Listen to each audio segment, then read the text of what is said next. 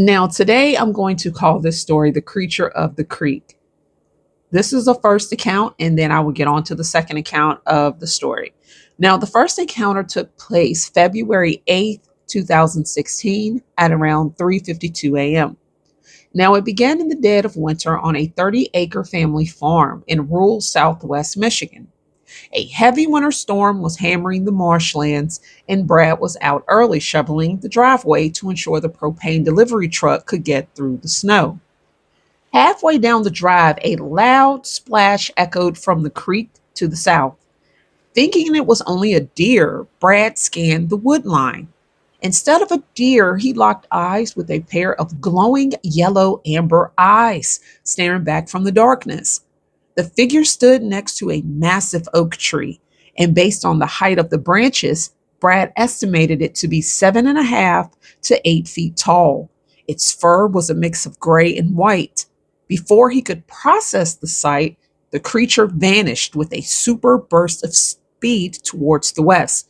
Now, this is Brad's second encounter, which took place March 24th, 2016 at 2:38 p.m. Now, this was weeks later.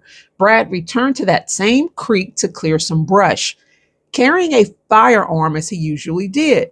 Now, about 450 yards up the water, he noticed a sudden dead silence.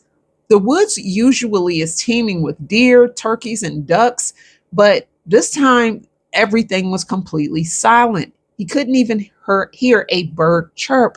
This phenomenon, as some of you know, is known as the Oz factor, but it created a heavy atmospheric change that left Brad feeling paralyzed with terror. Rounding a bend, he saw what he initially thought was a black bear digging into the bank about 55 yards away from him. As he went to set his firearm down, he snapped a branch by accident. The bear stopped instantly. It stood up on two legs and turned toward him. It was 8 feet tall with a huge wolf like head, a dog snout, and jet black fur. The creature didn't see him immediately.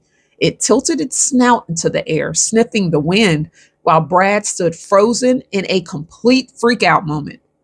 When another splash echoed from the water, the creature dropped to all fours. Even on four legs, it stood 5 to 5.5 feet tall. It finally locked eyes with Brad and snarled, sizing him up. For a moment, it seemed like it might charge him. Instead, the creature looked east, took two massive leaps, covering 25 feet in a single bound, and jumped toward the treetops, disappearing into the woods. Now, he was stunned, but he came out of it, and Brad took off running back to the house.